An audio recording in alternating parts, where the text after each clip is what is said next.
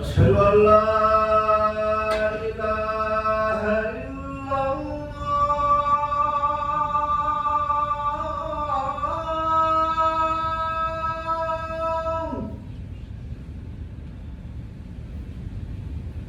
أشهد أن لا إله إلا الله.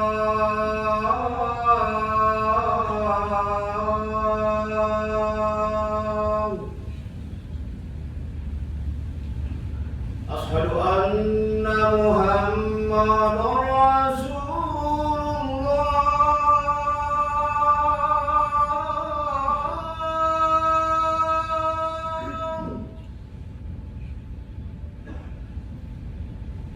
أشهد أن محمدا رسول الله.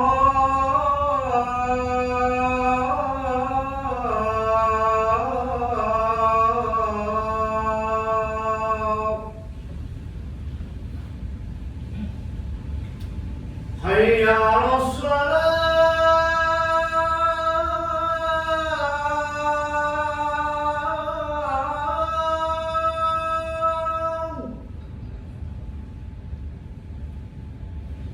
حي على الصلاة.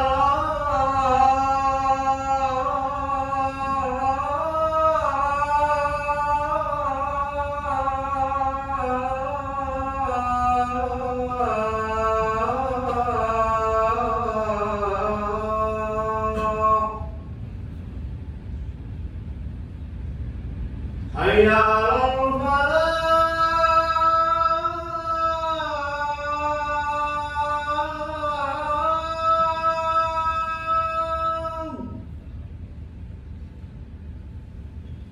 حي على الفلاح.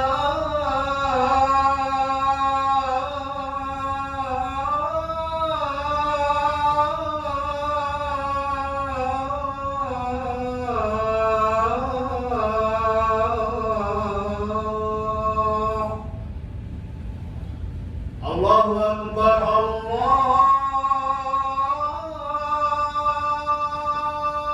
أكبر. لا إله إلا الله.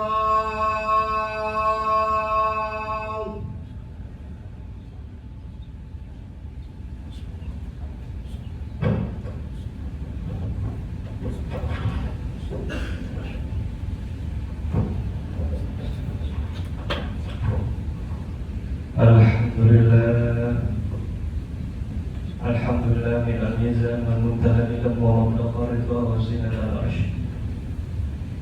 Alhamdulillah alladhi bi ni'matihi tatimmu as-salihat wa bi fadlihi tanazzalu al-khairat wal barakat wa bi tawfiqihi tatahaqqaqu al-maqasid wal ghayat. Ashhadu an la ilaha illallah wahdahu la sharika lahu وأشهد أن سيدنا محمدا عبده ورسوله لا نبي بعده. اللهم صل وسلم على سيدنا محمد نورك الساري ومدادك الجاري واجمعني به في كل الطوار وعلى آله وصحبه يا نور. فيا أيها الحاضرون أوصيكم وإياي بتقوى الله وطاعته لعلكم تفلحون. يا أيها الذين آمنوا اتقوا الله حق تقاته ولا تموتن إلا وأنتم مسلمون وتزودوا فإن خير الزاد التقوى. Alhamdulillah, Allah kembali undang kita dan beri kemampuan untuk bisa memenuhi undangannya, di mana sesuai dengan apa yang disampaikan Ustaz Kurnia minggu kemarin, setiap jamnya ada orang yang meninggal sekitar 100 orang setiap jam dari kematian dengan alasan kesepian. Dan alhamdulillah Allah masih kita beri kehidupan sampai sekarang bisa menghadiri keramaian ini. Tepat di kesempatan yang kemarin Ustaz guru kita Ustaz Kurnia mengingatkan, menunjukkan sebuah data yang kurang lebih bahwa ada laporan Organisasi Kesehatan Dunia yang bisa kita temui di laporan WHO From Loneliness to Social Connection, Charting a Path of Healthier Societies, yang dipublikasikan pada 30 Juli 2025, yang menunjukkan sekitar 100 kematian yang terjadi setiap jam atau lebih dari 871.000 kematian setiap tahun disebabkan oleh kesepian karena loneliness. Dan dalam berbagai artikel yang sejenis bisa kita baca banyak kematian yang didasarkan kesepian ini karena faktornya adalah depresi. Depresinya faktornya karena apa? Karena dua, yaitu karena keinginannya tidak terjadi, dan yang kedua karena ketakutan yang berlebihan akan terjadinya hal yang tidak diinginkan. Nah, jadi ada 871.000 kematian setiap tahun, 100 orang setiap jam yang meninggal karena keinginannya tidak terpenuhi dan ketakutannya akan hal yang tidak diinginkan terjadi. Belum terjadi, tapi ketakutannya yang membuat dia depresi sehingga meninggal. Terkait dengan ini Rasulullah pernah menyampaikan keinginan itu memang akan menghancurkan kita ternyata. Tapi keinginan seperti apa yang menghancurkan kita?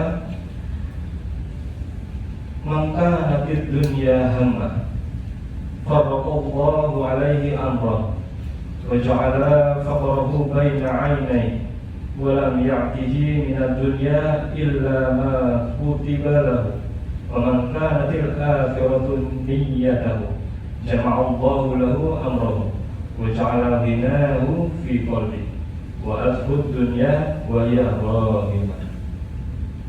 Maka di dunia hamma, siapa saja yang punya keinginan untuk meraih dunia, menjadikan dunia sebagai tujuannya, maka Allah membuat semua urusannya kacau, unmanageable, sulit untuk dimanage, menjadikan kefakiran di depan matanya. Dapat uang ada, tapi nggak tahu, hilang aja. Jabatan ada, tapi nggak tahu, resah aja. Tabungan banyak, tapi nggak tahu, baru nabung segini, yang ini sakit, hilang. Jadi nggak sampai bisa menyenangkan dia, dan dunia tidak akan datang kepadanya kecuali sekedar yang sudah ditetapkan. Dan barang siapa menjadikan akhirat sebagai niatnya, Allah akan mengumpulkan urusannya, Allah yang ngurus semua urusannya, menjadikan kekayaan di hatinya, dan dunia akan mendatanginya meskipun dia tidak mengejar. Dunia memohon-mohon untuk dia ikat, untuk dia manage. Jadi memang kadang ada orang yang dia sudah mau dunia, tidak mau harta, tapi ada aja, gampang aja menerimanya. Itu berarti orangnya dalam hatinya tidak menjadikan dunia sebagai tujuannya. Jadi sebenarnya dunia itu bukan dilarang untuk mengumpulkan dunia, bahkan kita harus. Ada beberapa tokoh yang mengatakan dunia itu tidak usah dikejar, tidak dibawa mati. Oh tidak, dalam konsep Islam dunia itu harus dibawa mati. Jadi kalau seandainya kita punya emas 10 kilo, gimana caranya emas 10 kilo itu kita bawa mati, kita bawa pulang untuk jadi bekal. Entah dibangun masjid, entah dibangun panti asuhan, semuanya itu pakai dunia. Nah yang salah adalah dunianya cuma untuk dunia, tidak dibawa untuk di akhirnya. Pun kalau keinginan kita sudah benar, meskipun orang lain memandangnya kita duniawi, kerja terlalu keras, buat apa sih kerja terlalu keras? Padahal kita ada niat yang dibalik itu, yaitu untuk mengumpulkan bekal untuk akhirat. Karena rukun iman, rukun Islam kita kan ada beberapa faktor yang butuh dunia, zakat, haji, itu butuh dunia. Maka itu dunia yang bernuansa akhirat. Lalu yang penting membawa maslahat kepada akhirat kita. Di dalam kitab Hikam, Imam Abu Hasan At-Tajidi menyampaikan, man arada ayyakuna lahu ma yurid falyatrukil iradata liman yurid. Man arada ayyakuna lahu ma yurid, barang siapa yang ingin semua keinginannya tercapai, hendaklah dia menitipkan semua keinginan tadi itu kepada zat yang menentukan keinginan itu dalam hati kita. Jadi dititipkan ke Allah. Jadi kalau seandainya kepingin dapat apa-apa, sebelum ngomong ke orang lain, sebelum ngomong ke keluarga, yuk kita tahun depan umroh yuk, itu sampaikan ke Allah. Ya Allah, saya minta tahun depan saya umroh. Nah, jadi dalam semua hal. Kalau seandainya ingin keturunan, sebelum kita ngomong program ke dokter, sebelum kita ngomong ke pasangan, ngomong dulu ke Allah. Ya Allah, hamba ingin keturunan. Tujuannya apa? Ya ada yang meneruskan sujud saya, ada yang bisa meneruskan amaliyahnya Rasulullah gitu. Nah, kalau tidak gitu, nanti hal itu yang kita inginkan itu yang jadi musibah, yang jadi ujian. Dalam kitabnya Masnawi, Imam Jalaluddin Ar-Rumi itu menyampaikan bahwasanya ahibba qadaraka fa innahu minal ladzi yuhibbuka. Kita harus mencintai apapun yang terjadi dalam kehidupan kita, takdir-takdir kita. Meskipun awalnya kita pandang itu buruk, karena takdir itu berasal dari zat yang mencintai kita. Jadi kita cintai takdirnya karena itu berasal dari zat yang mencintai kita. Karena Allah itu kalau mencintai memang dikasih kesulitan, dikasih ujian. Kalau tidak mencintai dibiarkan. Namanya istidraj. Dalam Quran surat At-Taghabun surat 64 ayat 11, Allah menyampaikan a'udzubillahi minasyaitonir rajim, bismillahirrahmanirrahim, ma asaba min musibatin illa biidznillah wa may yu'min billahi yahdi qalbah. Tidak ada musibah, ujian, kesulitan, kesakitan yang menimpa kita kecuali sudah dapat approval dari Allah, kecuali atas izin Allah.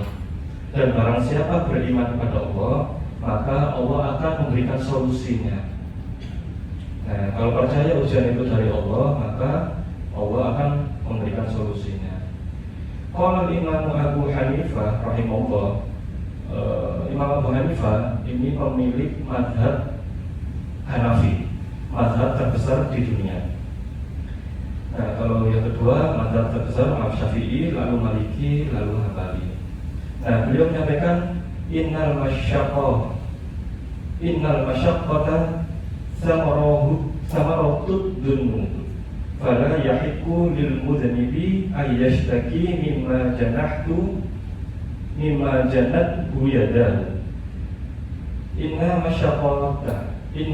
masyaqqata samaratud dzunub. Masalah yang terjadi sama kita itu semuanya asalnya cuma satu, dari dosa yang kita perbuat. Maka tidak sepantasnya seorang pendosa mengeluh atas apa yang telah diperbuat oleh tangannya sendiri. Jadi kalau kita dapat kesulitan terus kita mengeluh, coba kita review dulu, dosa yang mana yang Allah mau ampuni, kok bisa kita mengalami kesulitan sesulit ini. Tapi perlu kita ingat, santai saja, karena dipahami bahwasanya kalau Allah muji berarti Allah sayang, Allah cinta, karena kesulitan itu membersihkan diri kita dari dosa. Karena seorang yang tidak berjalan menuju Allah, orang yang tidak dekat sama Allah, Allah akan memberikan istidraj. Jadi meskipun dia dosa banyak, santai aja hidupnya, semuanya serba mudah, nikmat, nggak pernah kayak dapat teguran, nggak pernah sakit, padahal hidupnya kacau. Maka itu istidraj. Biar apa? Biar nikmatnya terpenuhi di dunia dan habis nanti di akhirat. Di akhirat dia tinggal diajar saja, tidak dapat apa-apa lagi. Maka alhamdulillah beruntung orang yang masih diberikan ujian, kesulitan. Karena itu tanda bahwa Allah masih menaruh perhatian, Allah masih mau kita mengumpulkan dua nikmat, yaitu nikmat di dunia dan di akhirat. Selaras dengan narasi yang disampaikan Imam Ibnu Athaillah As-Sakandari dalam Hikam, ma ahabbaka man askana fi qalbika ghayrahu. Tidaklah Allah benar-benar mencintai seseorang kecuali ada tanda. Apa tandanya? Di hatinya sudah tidak ada apapun selain Allah. Jadi ciri orang-orang yang benar dicintai Allah adalah hatinya itu kosong, selain hanya cinta kepada Allah saja. Kadang kita cinta anak ini yang dibuat jadi ujian. Kadang kita sayang banget sama orang tua, sampai lebih sayang kita, cinta kita sama Allah. Maka yang paling membuat kita sakit hati ya orang tua ini. Jadi jangan sampai Allah itu posisinya kedua. Jadi Allah dulu, baru orang tua, anak, dan sebagainya. Selaras dengan hadis sahih riwayat Tirmidzi, "Idza ahabballahu qauman ibtalahum." Ini. "Faman radiya falahu ar-ridha wa man sakhita falahu asy-syuqqa." Apabila Allah mencintai seseorang, Allah akan menguji mereka. Siapa yang senang sama ujiannya Allah, maka Allah senang sama dia, dan dia akan diberikan hal-hal yang menenangkan hatinya, yang menyenangkan hatinya. Dan siapa yang marah, maka baginya kemarahan juga Allah. Nah, kekasih-kekasih Allah itu tahu bahwa marahnya Allah itu yang paling dianti ini, yang paling dihindari, dan kesenangannya Allah itu yang paling dikejar. Karena nanti semua kita itu insya Allah pasti masuk surga. Karena kita sudah qala la ilaha illallah, dan Rasulullah kan jamin, man qala la ilaha illallah dakhala jannah. Siapa aja dalam hidupnya pernah ngomong sekali aja la ilaha illallah, sudah pasti dapat surga. Tapi di surga aja, tidak ada Allahnya. Nah, yang bisa ketemu Allah ya cuma kekasih-kekasihnya Allah. Kekasihnya Allah yang bagaimana? Yang cinta sama ujiannya, juga cinta sama nikmatnya. Yang ngejarnya cuma Allah aja, tidak ngejar surganya. Dan ibadah itu karena memang menikmati ibadahnya, tapi ibadah karena tahu Allah senang dan Allah sayang ibadah ini. Jadi bukan sayang ke anaknya, sayang ke orang tuanya, tapi mikir kalau aku sayang ke orang tua, sayang ke anak, Allah senang enggak? Kalau Allah senang dilakukan. Jadi fokusnya ke Allah dulu, baru ke makhluk-makhluknya. Banyak muslimin yang bilang Allah itu adil.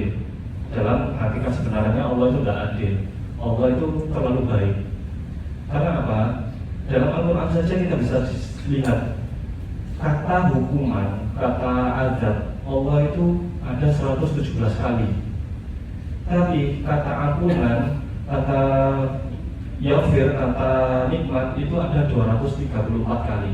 Exact 2 kali lebih banyak daripada hukumannya. Jadi selama kita hidup sangat amat tidak mungkin kalau Allah memberikan kita ujian lebih banyak daripada nikmatnya. Jadi Allah menyampaikan firman lain, kalau kita hitung nikmatnya Allah, kita nggak bisa ngitung saking banyaknya. Maka pasti kesulitan itu tidak melebihi nikmat dan ampunan yang telah disediakan. Hanya saja kita sering lupa, tidak sadar. Tapi itu wajar. Imam Sayyidina Ali itu pernah menyampaikan, an-nasu niyamun wa idza matu itabahun. Manusia itu wajar, tak sadar. Manusia itu memang sedang tidur, tapi jarang yang bisa terbangun seutuhnya. Biasanya mereka terbangun kalau sudah meninggal, kalau sudah mati. Nah, biasanya yang sadar dia ngejar Allahnya. Kalau yang tidak sadar dia ngejar orangnya, ngejar alatnya, ngejar hartanya, ngejar dunianya. Maka sebelum kematian itu datang, mari di Jumatil Awal ini kita mengawali lagi amalan-amalan yang kira-kira niatnya tidak pure untuk Allah. Kita manfaatkan ampunan-ampunan Allah yang berlipat itu, dan kita kejar cintanya Allah. Nah, 2 minggu lalu saya mohon maaf lupa Ustaz Jaka itu menyampaikan cinta Allah, cinta Allah, cinta Allah. Tapi untuk apa sih kita mengejar cintanya Allah? Karena kalau Allah cinta sama kita, kita belum minta dipenuhi. Sama kalau kita punya pasangan, punya anak, kalau kita lihat anak kita ini sudah melihat mainan mobil-mobilan dari jauh, kayak senang gitu matanya. Belum anak ini minta, kita belikan mainannya. Kita melihat pasangan kita, melihat baju dari jauh, kayak senang, kayak tren, melihat terus. Belum istri kita minta, kita belikan. Sama Allah gitu. Kalau ingin kita semuanya dipenuhi cepat sebelum kita minta, maka dikejar cintanya Allah. Biar sebelum kita minta, Allah sudah memenuhi kebutuhan kita itu tadi.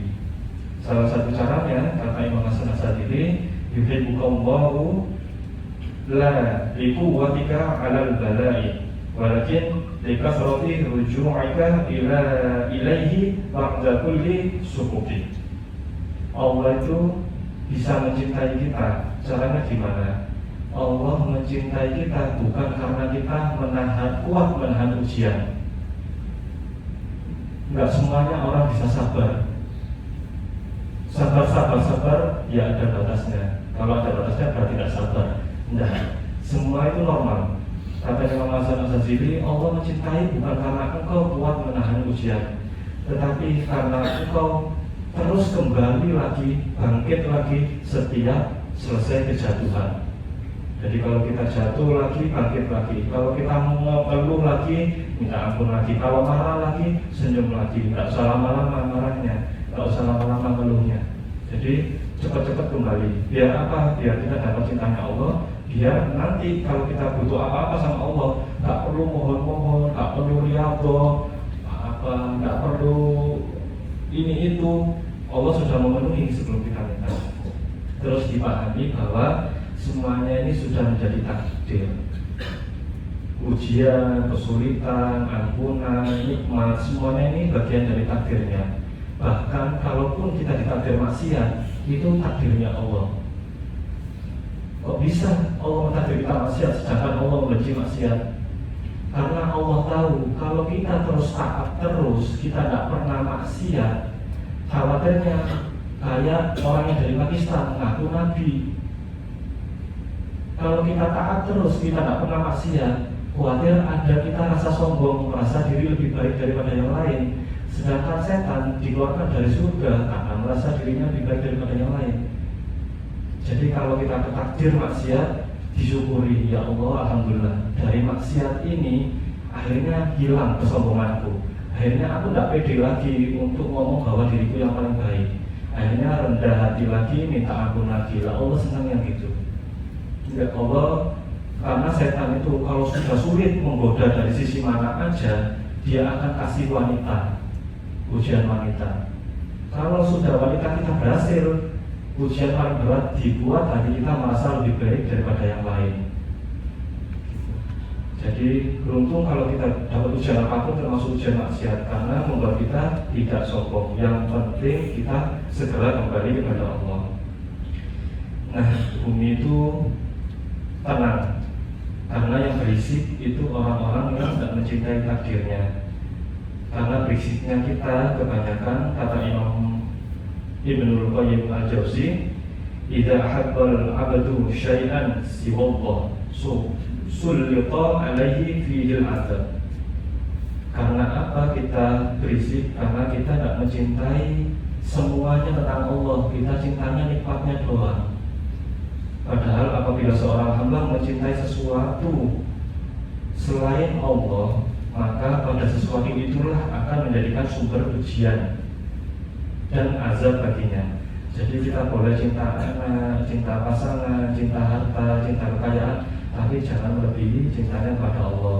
Dan disandarkan semuanya itu kembali untuk mendapatkan cintanya Allah. Ya Allah, aku berbuat baik, ngasih kado ke anak, ngasih kado ke istri, membaiki sikap ke atasan, hormat pada yang lebih tua. Aku tidak hormat pada orangnya, karena aku tahu engkau cinta. Kalau aku hormat pada orang yang lebih tua, maka aku lakukan. Nah, itu bisa jadi booster cintanya Allah. Karena apapun yang kita hadapi di dunia pasti naik turun itu ada. Jangan hal itu menjadikan depresi. Pahami bahwa kalau kita dapat ujian, Rasulullah itu kalau lepas dari ujian satu dapat ujian lagi. Rasulullah bocor pipinya, selesai sembuh kepalanya bocor, selesai sembuh tangannya tembus. Ya terus ujian itu terus. Karena apa? Ad-dunya sibnul mu'min, ad-dunya sibnul mu'min, wa jannatul kafir. Dunia itu memang harusnya seperti ini, harus ada ujiannya. Tidak lantas ujian itu menjadikan kita depresi, kesepian, lalu bunuh diri, meninggal dan lain sebagainya. Karena Rasul menyampaikan dunia itu penjara bagi orang yang punya iman. Kalau kita tidak punya iman, kita enak di dunia. Jadi dunia itu penjara bagi orang yang punya iman, dan surga bagi orang-orang yang belum punya iman. Maka kita rapikan kembali cinta kita, ubah fokus kita pahami, semua dari yang kita temui sekarang itu cuma alatnya Allah. Ujian, anak, jabatan, istri, orang tua, semua itu alat untuk memahami bagaimana karakternya Allah itu, untuk menjadi jembatan kita sampai kepada Allah.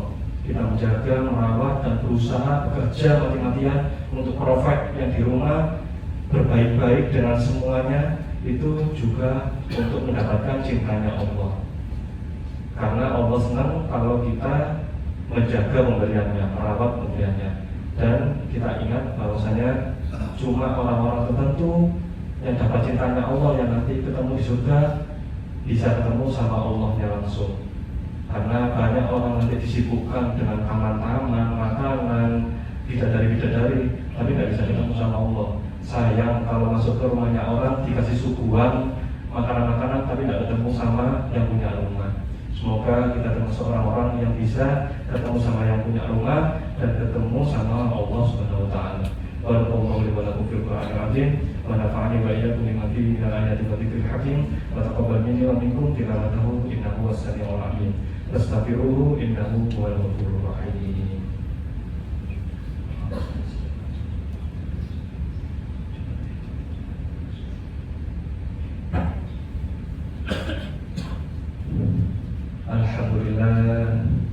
Alhamdulillah ala ihsanihi wa syukru lahu ala taufiqihi wa imtinanihi.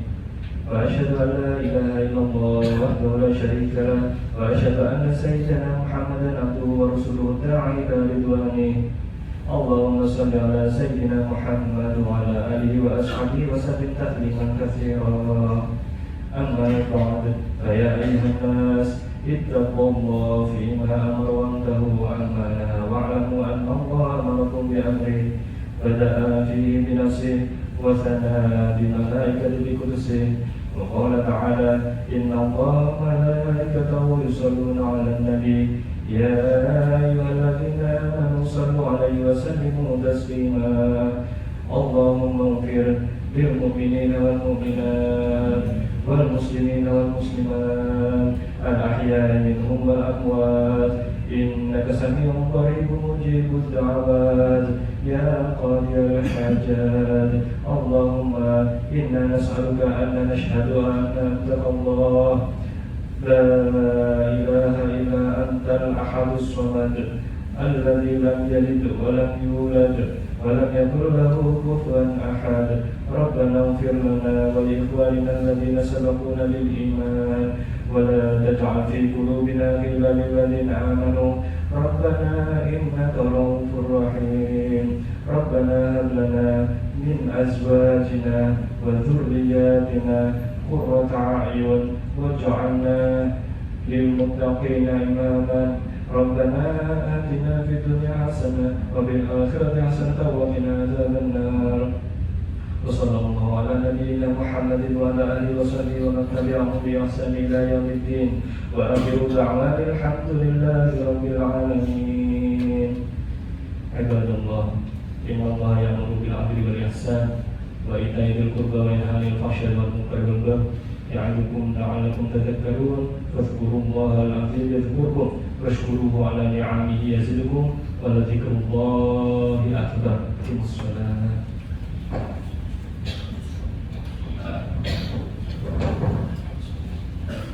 Allahu Akbar. Asyhadu an la ilaha illallah. Asyhadu anna Muhammadar Rasulullah.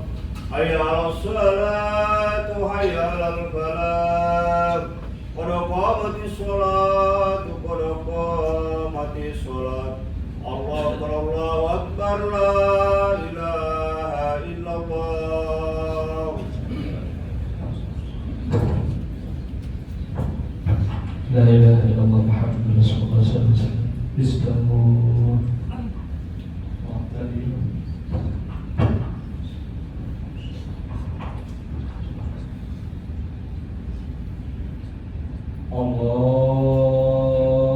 Allahu Akbar.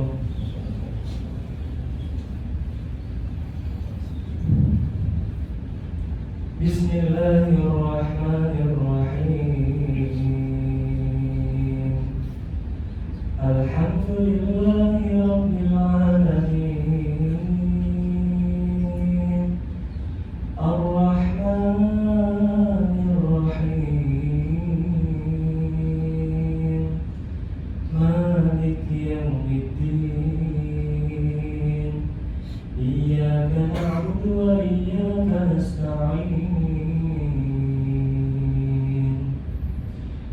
اهدنا الصراط المستقيم صراط الذين أنعمت عليهم غير المغضوب عليهم ولا الضالين.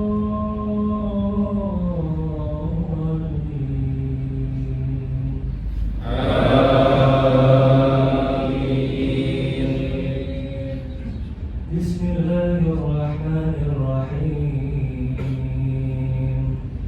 سبح اسم ربك الأعلى الذي خلق فسوى والذي قدر فهدى والذي أخرج المرعى فجعله غثاء أحوى سنقرئك فلا تنسى إلا ما شاء الله إنه يعلم الجهر وما يخفى ونيسرك لليسرى فذكر إن نفعت الذكرى سيذكر من يخشى ويتجنبها الأشقى الذي يصلى النار الكبرى ثم لا يموت فيها ولا يحيا قد أفلح من تزكى وذكر اسم ربه فصلى بل تؤثرون الحياة الدنيا والآخرة خير وأبقى إن هذا لفي الصحف الأولى صحف إبراهيم وموسى. الله أكبر.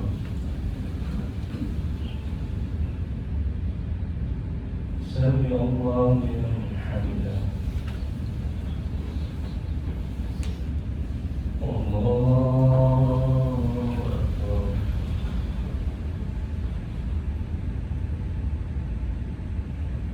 الله أكبر.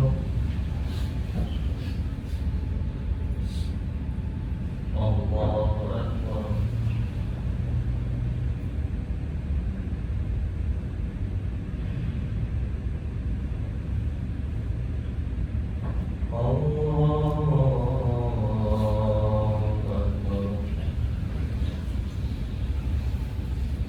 بسم الله الرحمن الرحيم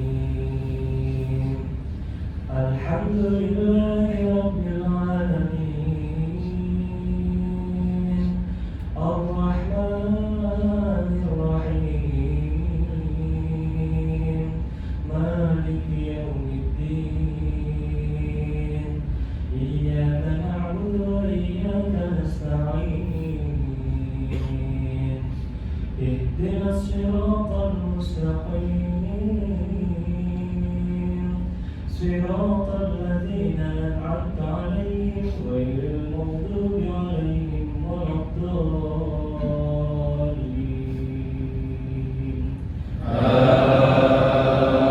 آمين. بسم الله الرحمن الرحيم يا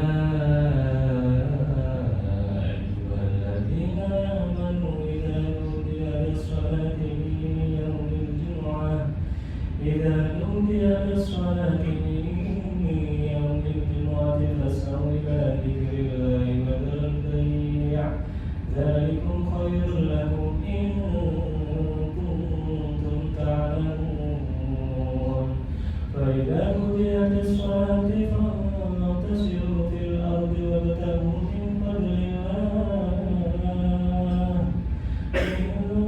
فضل الله واذكروا الله كثيرا لعلكم تفلحون وإذا رأوا تجارة أو لهوا انفضوا إليها وتركوك قائما قل ما عند الله خير من اللهو ومن التجارة والله خير الرازقين. الله أكبر.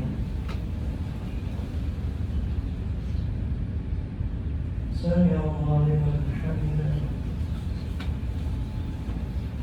الله أكبر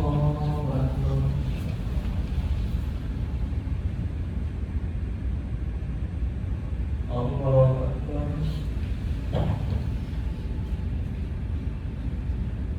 الله أكبر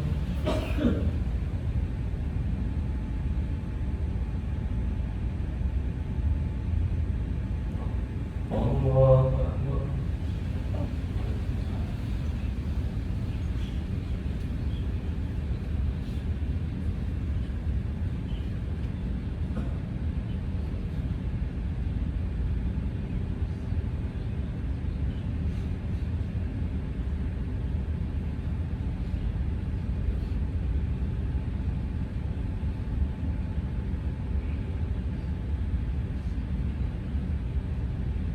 السلام